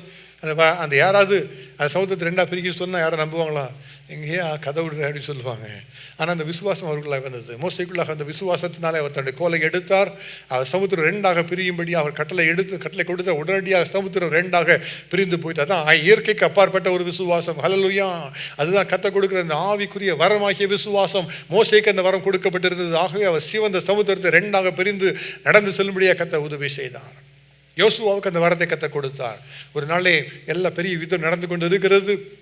யோசுவா கட்டளை இடுகிறார், சந்திரனே நீ ஆவிலோர் மேலும் சூரியனே நீ கிபியோன் மேலும் தரித்து நெல்லுங்கள் என்று கட்டளையிட ஒரு சூரியனும் சந்திரனும் உடன் நடுப்பகல் வரைக்கும் அப்படியாக நிற்கும்படியாக இயற்கையை மாற்றி அமைத்து விட்டார். அதுதான் விசுவாசம், அசாதாரணமான விசுவாசம், நம்பிக்கைக்கு ஏதுவல்லாத நம்பும்படியாக செய்கிற விசுவாசம். எலியா வந்து சொல்லுகிறார், நான் சொன்னதான் மழை பெய்யும், இனிமேல் மழையே பெய்யாது. நான் சொல்லலை மழையே பெய்யாது, என்னுடைய வார்த்தையின்படி தான் மழையே பெய்யும் இனிமேல். எப்படி சொல்ல முடிந்தது? அதுதான் ஒரு விசுவாசம், தேவன் கொடுக்கிற ஒரு அசாதாரணமான விசுவாசம். யாராலும் அதை எதிர்த்து நிற்க முடியாது. அதன் பின்பு அவர் மறுபடியும் ஜெபித்த பின்பு தான் அந்த மழை வரும்படியாய் கர்த்தர் ஒரு மாற்றத்தை மாற்றி கொடுத்தார். எனக்கு அப்படிப்பட்ட விசுவாசத்தை பழைய ஏற்பாட்டை செயல்படுத்தின கர்த்தர் எனக்கு புதிய ஏற்பாடு காலத்தில் நம்ம எல்லாரும் அதை செயல்படுத்தும்படியாக நமக்கு இந்த விசுவாச வரத்தை தருகிறாராம். இந்த வரத்தை பாருங்க, அது இயேசு கிறிஸ்து வாழ்க்கையில கூட இந்த வரம் எப்பொழுதுமே செயல்பட்டு கொண்டே இருந்தது. அவரும் விசுவாசத்தை பயன்படுத்தி தான் எப்பொழுதும் தன்னுடைய காரியங்களை அவர் செய்தார். இப்போ லாசருவின் கல்லறைக்கு வருகிறார், எல்லாம் சொல்லுவாங்க மரித்து போய் 4 நாள் ஆயிற்று, இப்பொழுது நாரும் என்று பலவிதமான காரியங்களை சொல்லுகிறார்கள். ஆனால் இயேசு ஒன்றுமே அதை குறித்து யோசிக்கவில்லை. அவருக்குள்ளாக விசுவாச வரம் செயலாற்றினது. ஆகவே சொன்ன காரியம் அதுதான், லாசருவே வெளியே வா. அவர் விசுவாசத்தோடு பேசின வார்த்தை, இந்த விசுவாச வரத்தோடு பேசின வார்த்தையாய் இருந்தபடி உடனடியாக லாசர் வெளியே வந்தான். அவருடைய சிலையில கட்டவிழ்த்து விடுங்கள் என்று சொல்லி இயேசு சொன்னார். விசுவாச வரம் ஆகவே இயேசுவின் வாழ்க்கையிலே செயலாற்றினது. ஒவ்வொரு காரியத்தை செய்யும் பொழுது இயேசு விசுவாசம் தான் காரியங்களை செய்தார். ஒரு கடல் போயிட்டு இருக்குது, அந்த தனிமையில் நடந்து போக முடியுமா? அந்த விசுவாசம் எப்படி அவருக்குள்ளாக வந்தது? இயேசுக்குள்ளாக அந்த விசுவாச வரம் செயலாற்றினபடினாலே அவர் கடலின் மேலே தரையை போல நடந்து வந்தார். அதுதான் விசுவாசம். ஹல்லேலூயா. அப்போ பழைய ஏற்பாட்டில் இந்த வரம் செயலாற்றினது. புதிய ஏற்பாட்டில் இயேசு கிறிஸ்துவ நாட்களில் இயேசு கிறிஸ்து இந்த வரத்தை செயலாற்றினார். அதோடு கூட முடிந்து போய்விடவில்லை. அதை பார்த்தால் அப்போஸ்தலர்கள் அந்த வரத்தை செயலாற்றுகிறார்கள். ஒரு நாளிலே பேதுரு யோவானும் போகிறார்கள், ஜெபிப்பதற்காக போய் கொண்டிருக்காங்க. காலை 9ஆம் மணி வேளையிலே பேதுரு யோவானும் ஜெப வேலைக்கு சென்று கொண்டிருக்கிறாங்க. அங்கே பிறவியாய் சப்பானியாய் இருந்த 40 வயது மதிக்கத்தக்க ஒரு மனிதன் உட்கார்ந்திருக்கிறான், நடக்க முடியாதவன். அதை பார்த்த உடனே ஒரு விசேஷித்த ஒரு விசுவாசம் பேதுருவுக்குள்ளாக வந்தது. எப்பொழுதும் அந்த விசுவாசம் வருகிறது இல்லை, எத்தனையோ பேர் சப்பானிகள் இருந்திருப்பாங்க. ஆனால் இந்த குறிப்பிட்ட நேரத்தில் திடீரென விசுவாசம் பேதுருவுக்குள்ளாக வந்தது. அவர் அவனை பார்த்து சொல்லுகிறார், வெள்ளியும் பொண்ணும் என்னிடத்துல இல்லை, என்னிடத்துல உள்ளதை உனக்கு தருகிறேன், இயேசு கிறிஸ்துவின் நாமத்தால் எழுத நட என்று சொல்ல அவன் எழுந்து இருக்கிறான். ஹல்லேலூயா. அப்போ எல்லாத்தையும் சொல்லி பண்ணிடல, ஊர் ஃபுல்லாக போய் எல்லா இடத்துல எங்கே தான் உட்காந்துருக்காம மக்கள் எழுப்பி விடலாம், அற்புதம் செய்யலாம்.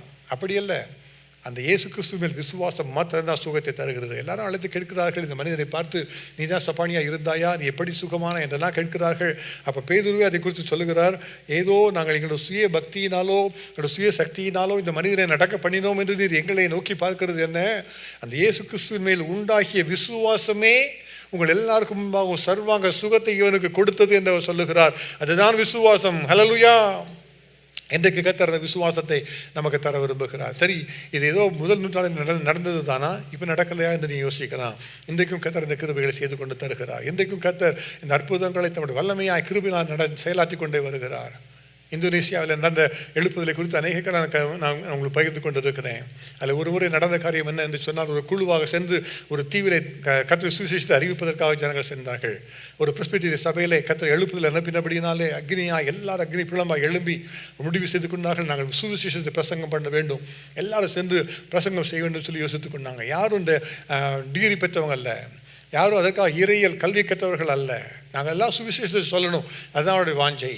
ஒரு குறிப்பிட்ட தீவுக்கு வந்தாங்க. அங்கே உள்ள மக்களை பார்த்து சொன்னாங்க, நாங்கள் இயேசுவை குறித்து உங்களுக்கு சொல்ல விரும்புகிறோம், அவர் வல்லமை உள்ளவர் என்று சொன்னாங்க. ஆனால் அங்கே உள்ள மக்கள் எல்லாரும் மந்திரவாதிகளாக இருந்தவர்கள், எல்லாத்துக்கும் மந்திரவாதம் செய்கிறவர்கள், பிசாசுகளை வணங்குகிறவர்கள். என்ன தேவையான பிசாசுகளை மந்திரவாதிகளை தேடி போவார்கள், அது சுகம் கிடைத்துவிடும். அவருடைய வாழ்க்கையில் பிரச்சனையாக மந்திரவாதிட்டு போனால் ஏதாவது செய்து கொடுத்துருவார். அப்படி தான் அங்கே எல்லாரும் நடந்த மக்களாக இருந்தாங்க. ஆகவே அந்த தீவில் உள்ள மந்திரவாதி சொன்னால் அவங்களை பார்த்து, நான் ஏன் உங்கள் இயேசு விசுவாசிக்கிறேன், எனக்கு தான் எல்லாமே இருக்குதே, நான் வேணா இந்த பிசாசை கூப்பிட்டு எனக்கு உதவி செய்து நான் ஒரு மந்திரம் சரியாக எடுத்து உனக்கு எனக்கு ஏன் இயேசு வேண்டும் என்று அவர் சொல்லிவிட்டு சொன்னால், நான் வைத்திருக்கிற இந்த எல்லா பிசாசுகளை காட்டிலும் உங்கள் இயேசு வல்லவர் என்று நிரூபித்தால் போதும், நான் ஏற்றுக்கொள்கிறேன் இயேசுவை என்று அவன் சொன்னானா. வந்திருக்காங்களாம் ஒன்றும் தெரியல, என்ன செய்யறது தெரியல. தீவுக்கு வந்திருக்கிறோம் புதுசாக, இவன் சொல்கிறான், மந்திரவாதி சவால் விடுறான், உங்கள் இயேசு பெரியவரை நிரூபித்து காண்பியுங்கள் நான் செய்கிறேன்னு சொன்ன உடனே வந்திருக்கிற விசுவாசிகள் சொன்னாங்க, நிரூபிக்கிறோம், எல்லா மந்திரவாதிகளும் வர சொல்லுங்க சொல்லிட்டாங்க. இது பழைய ஏற்பாடு நடந்த விதமாக எப்படி ஒரு எளிய தீர்க்கதரிசி எல்லா மந்திரவாதியும் கொண்டு வந்தாங்களோ அதே போல் எல்லாம் கூட்டிட்டாங்க. தீவில் உள்ள மந்திரவாதிகள் எல்லாம் வந்துட்டாங்க, எல்லாம் வந்து நிற்கிறாங்க. சரி, இயேசு தான் தெய்வம் என்று நிரூபித்து காண்பீங்கன்னு சொல்லுறாங்க.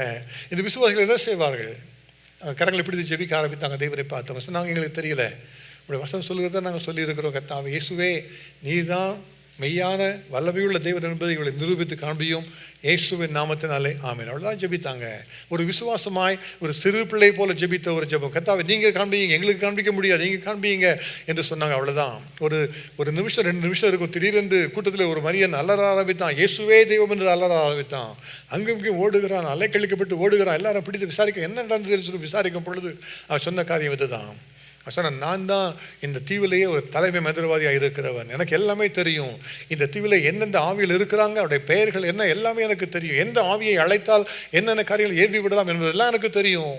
நீங்கள் ஜெபித்த பொழுது இங்கே நடக்குது என்ன என்று உங்களுக்கு தெரியல, ஆனால் எனக்கு தெரிந்தது, என்னுடைய கண்களுக்கு எல்லாம் தெரிந்தது.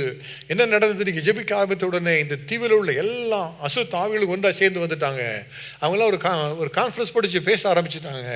நீங்களாம் ஜெபித்து முடித்த உடனே அவங்க என்ன செய்யலாம்னு பேசின உடனே அவங்க சொன்னாங்க, அதான் கட்டளையிட்டாங்களே, இப்போ நம்ம தான் போகணும், வேறு வழி இல்லை, போகணும் என்று சொல்லிட்டு எல்லா அசுத்த ஆவிகளும் இந்த தீவை விட்டே போயிட்டுச்சு. இப்போ எதுவுமே இல்லை என்று சொன்னானா? ஹல்லேலூயா. 1965. இப்போ இந்த காலத்தில் நடக்கிற காரியம் தான் நான் சொல்லிக் கொண்டிருக்கிறேன்.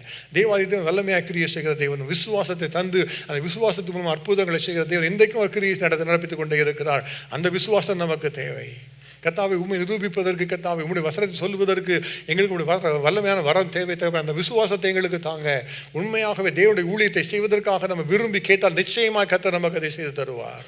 ரெயின்ஹார்ட் பாங்கே என்கிற தேவனுடைய மனிதன் ஒரு நாளிலே அவர் சவுத் ஆப்பிரிக்கா சென்று ஊழியம் செய்து கொண்டிருக்கிறார். யாருமே அவருக்கு கூட்டத்துக்கு அதிகமாக வருகிறது இல்லை. கடைசியாக ஒரு நாள் கூட்டம் நடந்து கொண்டிருக்கிறது. இயேசு சொல்ல ஆரம்பித்து அவருடைய உள்ளத்தில், இப்போ கண்கள் தெரியாதவர்களுக்கு கண்கள் திறக்கப்படுகிறது சொல் என்று சொல்லுகிறார். அப்போ அவர் பேசி கொண்டிருக்கிறார். மக்கள்லாம் உட்கார்ந்துருக்கிறாங்க. உள்ளத்தில் பெரிய கேள்வி. அவர் சொல்லி நடக்கல என்ன செய்கிறது? கண்ணு திறக்க போது சொல்லிட்டு யாரும் கண்ணு திறக்கலாம் என்ன பண்ணுறது? அதாவது உள்ளத்தில் ஒரு கேள்வி. ஆனால் அந்த விசுவாசம் அவருக்குள்ளாக வந்தது. பரிசுத்தாவின் விசுவாசத்தை கொடுத்த உடனே அவர் சொன்னார், இப்பொழுது காணாத கண்கள் திறக்கப்படுவது சொன்ன உடனே திடீர்னு ஒரு மணி எழுந்து சத்தம் போடுவான், எனக்கு பார்க்க முடிகிறதுன்னு சொல்லுகிறான். இன்னொரு இடத்துல மற்றொரு எழுந்து சொல்லுகிறான். 10 பேர் கண் தெரியாதவர்கள் அன்றைக்கு ஒரே கூட்டத்தில் இந்த ஒரு ஜபத்தில் 10 பேர் கண்கள் திறக்கப்பட்டது. ஹல்லேலூயா. அதுதான் விசுவாச வரம். இன்றைக்கு கர்த்தர் அந்த விசுவாச வரத்தை நமக்கு தரும்படியாக அவர் விரும்புகிறார். அந்த வரத்தை பெற்றுக்கொள்வதற்கு முன்பாக நம்முடைய வாழ்க்கையை நம்ம சோதித்து பார்க்கணும். முதலாவதாக நம்முடைய வாழ்க்கையிலே அந்த ஒரு கர்த்தர் கொடுத்திருக்கிற ஒரு அளவான அந்த விசுவாசம் நம்ம தட்டி எழுப்பி ரட்சிக்கப்பட்டிருக்கிறோமா என்று நம்ம கேட்க வேண்டும் கர்த்தர் சமூகத்தில். ரெண்டாவதாக அந்த விசுவாசத்தை ஒவ்வொரு நாளும் உறுதிப்படுத்தும்படியாக கர்த்தரோடு இணைந்திருக்கிற ஒரு வாழ்க்கை நமக்கு இருக்கிறதா, இயேசுவோடு இணைந்திருக்கிற ஒரு வாழ்க்கை இருக்கிறதா, பரிசுத்தப்படுத்தப்பட்டிருக்கிற ஒரு வாழ்க்கை இருக்கிறதா என்று நம்ம கேட்டு பார்க்க வேண்டும். அதன் பின்பு தான் நம்ம ஜெபிக்கிற, கர்த்தாவே இந்த வரத்தை எனக்கு தாரும் என்று சொல்லி. அதை குறித்து எழுதும் பொழுது பவுல் ஒரு காரியத்தை சொல்லுகிறார். 1 கொரிந்தியர் 13வது அதிகாரம் 2வது வசனத்தில், நான் மலைகளை பெயர்க்கத்தக்கதாக சகல விசுவாசத்தை உடையவனாய் இருந்தாலும் அன்பில்லாதவனாய் இருந்தால் நான் ஒன்றுமில்லை என்று அவர் சொல்லுகிறார். இந்த ஆவியானவர் வரும் பொழுது அவர் கிரியை செய்வதற்கு இந்த அன்பு மக்களாக முக்கியமாய் ஒரு தேவையான ஒரு காரியம். நம்முடைய உள்ளத்தில் அன்பில்லாதபடியாக வரத்தை தாரும் கேட்டு நம்ம பெற்றுக்கொள்ள முடியாது. அப்படி சமூகத்தில் நம்ம ஜெபிக்கிறதான் நான் முதலாவதாக ரட்சிக்கப்பட்டு இருக்கிறேன், கர்த்தருக்குள்ளாக நான் இருக்கிறேன். இதுக்கு நான் அன்பிலா நிரம்பணும் கர்த்தாவே, அன்பிலா நிரம்பி இருந்து இந்த விசுவாசத்தை வரத்தை பெற்றுக்கொள்ளணும்னு சொல்லி நம்ம ஜெபிக்கிறோம். அப்போ தான் கர்த்தர் நமக்கு உதவி செய்ய முடியும். பழைய ஏற்பாட்டில் பார்த்தீங்கன்னா விசுவாசம் செயலாச்சினது, ஆனால் எல்லா இடத்துலையும் அன்புலாம் இல்லை. எலிசா தீர்க்கதரிசி பற்றி நமக்கு எல்லாம் நன்றாக தெரியும். வல்லமையான வரங்களை உடையவர். ஆனால் அவருடைய வாழ்க்கையில் அன்பு இருந்தால் எப்போதும் அன்புள்ளவராக இல்லை. அவர் எப்போதாச்சும் அவருக்கு கோவம் வந்துடும். அது கோவம் வந்துச்சு தான் என்ன ஆகுதுன்னு எனக்கு தெரியாது. சில நம்ம வாழ்க்கையில் அப்படி தான் திடீர்னு கோவப்பட்டுருவோம். ஒரு நாளில் அவர் மலையில் உட்காந்துருக்காரு, எல்லாம் மக்கள்லாம் வராங்க. நான் என் எக்ரோனின் ராஜாவாகிய பாகா ஸ்டேபிளில் போய் விசாரிக்க போகிறேன், ராஜாவத்தில் போகிறேன்னு சொல்லி வந்தோன்னு சொல்லிட்டாரு. இந்த பாரு, இஸ்ரவேல தேவன் இல்லைன்னா சொல்லி எங்கே போகிற, இதனால் நீ ஏறின கட்டிலேருந்து இறங்காமல் சாகவே சாவாய், அதை போய் சொல்லி நிரப்பிட்டாரு. போயிட்டாங்க. போய் இந்த மாதிரி ஒரு ஆள் சொல்லிட்டான்ப்பா, எலியா சொல்லிட்டான் அப்படின்னே ராஜாவுக்கு கொஞ்சம் கோவம். சரி அவன் கூட்டு பேசலாம் அப்படி 50 பேர் அனுப்புகிறாரு. 50 போச்சவரும் வராங்க எலியாவை பார்க்கறதுக்கு. தேவனுடைய மனுஷனே, ராஜா அவனை சீக்கிரமாக வர சொல்லுகிறார் அப்படின்னு சொன்னாங்க. சொன்னவர் சொன்னார், நான் தேவனுடைய மனுஷனானால் அக்னி வானத்திலிருந்து இறங்கி உன்னையும் 50 பேரையும் பட்சிக்க கிடவுது அப்படின்னு சொன்னார். எல்லாம் எரிஞ்சு சாம்பல் ஆகிட்டாங்க. உடனே அடுத்து இன்னொரு 50 பேர் அனுப்புகிறார் ராஜா. அவங்க கேட்குறாங்க, அவங்களும் எரிச்சிட்டாரு. 3வது ஒரு 50 பேர் அனுப்புகிறாங்க. அவங்க கொஞ்சம் பொறுமையாக தாழ்மையாக கூப்பிட்டு, சமாதானப்படுத்தி கூப்பிட்டு போனான். அப்போ இந்த அன்பு இல்லாமல் இந்த ஆவியார் செயல்படுவார். ஆனால் பார்த்தீங்கன்னா அதில் ஒரு பரிசுத்த ஆவியார் அப்படி செயல்படுகிறவர் அல்ல. எலியாவோட வாழ்க்கையில் அப்படி தான் ஆவியானவர் இருந்தார்.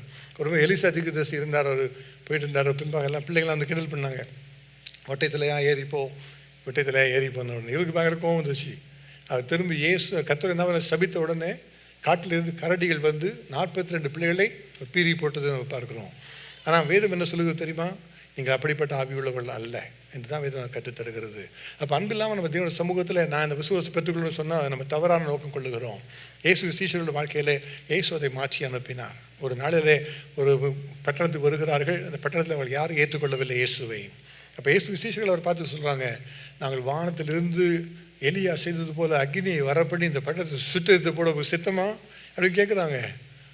அப்போ இயேசு சொல்ல காரியம் என்ன? நீங்கள் இன்னும் ஆவி உள்ளவர்கள் என்பதை அறியீர்கள் என்று இயேசு சொல்லி அவளை திருத்தினார். அவர் நம்முடைய வாழ்க்கையை உள்ளத்தில் கோபத்தை வைத்து கொண்டு மற்றவங்க மேலே அப்பப்போ எரிஞ்சு விழுந்து மற்றவங்க கோபப்பட்டு கோபத்தில் பேசி மற்றவங்களோட வாழ்க்கை ஒன்றும் இல்லாமல் ஆக்கி கொண்டு இந்த வரத்தை எனக்கு தாங்க கேட்ட தருவார். நம்ம தான் யோசிக்கணும். இந்த வாழ்க்கையில் முதலாவதாக தேவை ரட்சிப்பு. ரெண்டாவதாக முக்கியமாக தேவை கர்த்தரோடு இணைந்திருக்கிற ஒரு வாழ்க்கை, பரிசுத்தமாக்கப்பட்ட வாழ்க்கை. ஒவ்வொரு நாளும் இந்த விசுவாச வரத்தை கனியை பெற்றுக்கொள்வதற்காக தேவனோடு இருந்து ஜெபித்து பெற்றுக்கொள்கிற ஒரு அனுபவம். மூன்றாவதாக அளவற்ற அன்பு. அதை பெற்றுக்கொண்டு கர்த்தாவே இப்பொழுது உடைய வசனத்தை வாக்குத்தத்தை நிறைவேற்றும். நான் இதற்கென்று ஏற்ற எல்லா காரையும் செய்துட்ட கர்த்தாவே, இப்போ நீங்கள் தான் வரத்தை தரணும். யோவேல் வசனத்துக்கு சொன்னபடியாக எனக்கு இந்த வரத்தை தரணும்னு சொல்லி ஜெபித்தால் அதன் பின்பு அந்த வரத்தை கர்த்தர் நமக்கு தருவார். நல்லா எழுந்து ஜெபிக்கலாம். கர்த்தர் சமூகத்தில் எல்லாம் நம்ம அர்ப்பணித்து ஒரு சில நிமிஷம் நேரம் நம்ம ஜெபிக்க போகிறோம். முற்றிலுமா அர்ப்பணித்து நம்ம ஜெபிக்கணும். ஒவ்வொரு முறையும் வசனத்தை கர்த்தர் தரும் பொழுது ஒரு நோக்கத்தோடு தான் நம்மோடு கூட பேசி கொண்டு இருக்கிறான். கர்த்தர் நம்மோடு கூட தெளிவாக பேசுவதற்கு ஒரு நோக்கம் உண்டு. இன்றைக்கு அவருடைய சமூகத்தில் அர்ப்பணித்துக் கொள்ளணும். எல்லா கண்களையும் மூடி ஜெபிக்க ஆரம்பிங்க. உங்களுடைய உள்ளத்தில் ஆவியானவர் சொல்லுகிற காரியத்தை நீங்களே அவரோடு கூட சொல்லி பேசி நீங்கள் ஜெபிங்க, அர்ப்பணித்துக் கொள்ளுங்கள். கர்த்தாவே என்னை நான் அர்ப்பணித்துக் கொள்ளுகிறேன். எனக்கு விசுவாச வரத்தை நான் பெற்றுக்கொள்ள நான் விரும்புகிறேன் ராஜா. அதை குறித்து அநேக காரியங்களை கற்றுக் கொடுத்து என்னை கொடுத்தீங்களே உமக்கு ஸ்தோத்திரம் ஸ்தோத்திரம் ஸ்தோத்திரம். உமக்கு நன்றி தகப்பனே. எல்லா கண்களை மூடி எல்லாம் ஜெபிங்க. தகப்பனே உமக்கு ஸ்தோத்திரம் அப்பா. இயேசுவே நாங்கள் போய் துதிக்கிறோம், நன்றி செலுத்துகிறோம். நன்றி தகப்பனே. கர்த்தாவே எவ்வளவு நல்லவர் ராஜா. கர்த்தா கடைசி நாளிலே மாம்சமான யாவர் மேலேயும் என்னுடைய ஆவி ஊற்றுவேன் என்று சொன்ன கர்த்தர் எவ்வளவு நல்லவர் தகப்பனே. என்னுடைய வசனங்கள் எல்லாம் கர்த்தாவே வாக்குத்தத்தங்கள் எல்லாம் கிறிஸ்துவுக்குள்ளே ஆம் என்றும் ஆமேன் என்றும் இருக்கிறது ராஜா. அதற்காக நாங்கள் நன்றியோடு ஸ்தோத்திரிக்கிறோம் ராஜா. இப்பொழுது கர்த்தாவே எங்களுக்குள்ள வைத்திருக்கிற கர்த்தாவே அந்த ஒரு குறிப்பிட்ட அளவான விசுவாசத்தை கர்த்தாவே அதை பெருக்கிக் கொள்ள எங்களுக்கு கிருபை தருவீராக. அதை கர்த்தாவே இந்த விசுவாசத்தை கர்த்தாவே அதிகமாய் தட்டி எழுப்பி கர்த்தாவே ரட்சிப்புக்குள்ளாக அடியெடுத்து வைப்பதற்காக அர்ப்பணித்துக் கொள்கிறோம். அந்த கிருபை எங்களுக்கு தாருகிற ராஜா, எங்களுக்கு கிருபை தாருகிற ராஜா.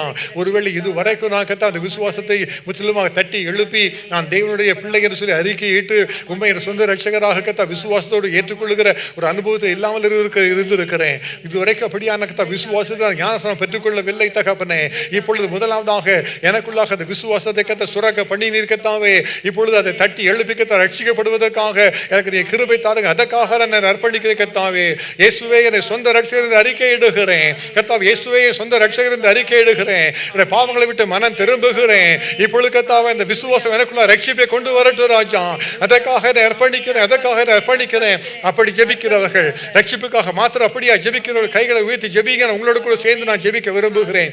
God bless you, God bless you, God bless you, God bless you, God bless you, God bless you. தகப்பனே என்னுடைய வாழ்க்கையில் விசுவாசத்திற்கிறவன் தான், ரட்சிக்கப்பட்டவன். ஆனால் நான் தூரமாக விலகி இருக்கிறேன் ராஜா. இந்த விசுவாசமாகிய கனியை ஒவ்வொரு நாளும் காத்துக்கொள்வதற்கு நான் ஜாக்கிரதையாய் இருக்கவில்லை. எத்தனையோ முறையில கர்த்தாவே உமக்கு விரோதமான காரியங்களை செய்திருக்கிற இயேசுவோடு கூட ஊன்ற கட்டப்பட்ட வாழ்க்கையில் நான் இல்லை கர்த்தா, பின்மாற்றத்தில் இருக்கிறேன். என்னை மன்னியும் ராஜா. வசனத்தை கேட்காதபடி கர்த்தா உலகத்தை நான் கேட்டுக்கொண்டிருக்கிறேன். என்னை மன்னியும் ராஜா. கர்த்தாவே வசனத்தை தியானிக்காமல் ஜெபிக்காமல் தகப்பனே உலகத்தில் என்னுடைய சொந்த திறமையால் முன் வந்து விடலாம் என்று சொல்லி யோசித்துக் கொண்டிருக்கிறேன். என்னை மன்னியும் ராஜா. இப்பொழுது கர்த்தாவே இந்த விசுவாசமாகிய கனி எனக்கு தேவை ராஜா. இன்று முதற்கொண்டு கர்த்தா கத்துக்குள்ளாக நான் ஊன்ற கட்டப்பட அர்ப்பணித்துக் கொள்ளுகிறேன். இன்று முதற்கொண்டு வசனத்தில் நான் உறுதிப்பட என்னை அர்ப்பணித்துக் கொள்ளுகிறேன். இன்று முதற்கொண்டு தானியேலை போல ஜெபிக்க என்னை அர்ப்பணித்துக் கொள்ளுகிற ராஜா. இந்த விசுவாசமாகிய கனியை எனக்கு தாரும். இந்த விசுவாசமாகிய கனியை எனக்கு தாரும். If that is your prayer, would you raise up your hand? I want to pray with you. God bless you, God bless you, God bless you, God bless you, God bless you, God bless you, God bless you, God bless you, God bless you, God bless you. தகப்பனே உமக்கு ஸ்தோத்திரம் ஸ்தோத்திரம் அப்பா. நன்றி செலுத்துகிறோம். நன்றி தகப்பனே. கர்த்தாவே இப்பொழுது கர்த்தாவே தேவனுடைய கர்த்தாவே எல்லா வாக்குத்தத்தங்களுக்கு கர்த்தாவே பெற்றுக்கொள்ளும்படியாகத்தான் நான் நின்று கொண்டிருக்கிறோம் கர்த்தாவே. ரட்சிக்கப்பட உதவி செய்தீரே உமக்கு ஸ்தோத்திரம் அப்பா. பரிசுத்தமாக உதவி செய்திகளை உமக்கு ஸ்தோத்திரம் அப்பா. விசுவாசமாகிய கனியை பெற்றுக்கொள்ள அர்ப்பணித்துக் கொள்ள உதவி செய்திகளை உமக்கு நன்றி ராஜா. தவிர இப்பொழுது பிள்ளைகள் ஒவ்வொருவரையும் விசுவாச வரத்தால் நிரப்புவீராக ராஜா. இன்று முதற்கொண்டு கர்த்தாவே அசாதாரணமான கர்த்தாவே விசுவாசத்தோட பிள்ளைகளுக்கு தருவீராக. இயற்கைக்கு அப்பாற்பட்ட விசுவாசத்தை தருவீராக. இந்த பிள்ளைகள் ஜெபிக்கும் பொழுதே கர்த்தாவே யார் யாரெல்லாம் கர்த்தாவே இந்த வரம் எனக்கு தேவை என்று ஜெபிக்கிறார்களோ எல்லாருடைய வாழ்க்கையில் கர்த்தாவே இந்த விசுவாசம் கர்த்தாவே செயல்படுத்தப்பட வேண்டுமாறு ஜெபிக்கிறோம் ராஜா. ஜெபிக்கும் பொழுதே இந்த விசுவாசம் வரம் கிரியை செய்த தகப்பனே அற்புதங்கள் நடக்கும்படியாய் கர்த்தாவே உதவி செய்வீராக. தேவனுக்கு விரோதமாக நிற்கிற மக்கள் மனம் திரும்புவதற்கு கர்த்தாவே ஒரு விசுவாசமாகிய வரம் செயல்பட உதவி செய்வீராக ராஜா. தேவனுடைய வல்லமை வெளிப்படுவதாக. தேவனுடைய வல்லமை வெளிப்படுவதாக. எல்லாருடைய வாழ்க்கையில் வல்லமை வெளிப்படுவதாக. குடும்பங்களில் வல்லமை வெளிப்படுவதாக ராஜா. குடும்ப பிரச்சனைகளுக்கு விசுவாசம் மேற்கொள்ளுகிற கிருபையை பிள்ளைகளுக்கு தருவீராக ராஜா. வேலையின் பிரச்சனைகளை விசுவாசம் மேற்கொள்ளுகிற வல்லமை பிள்ளைகளுக்கு தருவீராக ராஜா. இயேசு கிறிஸ்துவின் நாமத்தில் விசுவாச வார்த்தைகளை பேசுவதற்கு கிருபைகளை தருவீராக ராஜா. இந்த பாஷை வரங்கள் இணைந்து செயலாற்றுவதாக. வெளிப்பாட்டு வரங்கள் இணைந்து செயலாற்றுவதாக. விசுவாசம் செயலாற்றுவதாக ராஜா. செயலாற்றுவதாக. கர்த்தாவே நீர் அப்படி செய்வதற்காக உமக்கு ஸ்தோத்திரம் அப்பா. உமக்கே நன்றி. உமக்கே நன்றி ராஜா. கர்த்தர் தொடர்ந்து எங்களோடு கூட பேசுவீராக. ஒவ்வொரு நாளும் கர்த்தாவே இந்த விசுவாச வரதை தட்டி எழுப்ப கர்த்தர்களுக்கு உதவி செய்யுங்க ராஜா. ஆவியானவர் கிரியை நடப்பித்து பெரிய உதவிகளை கர்த்தர் செய்து தருவீராக. இயேசு கிறிஸ்துவின் நாமத்தில் ஜெபிக்கிறோம் பிதாவே. ஆமென். ஆமென்.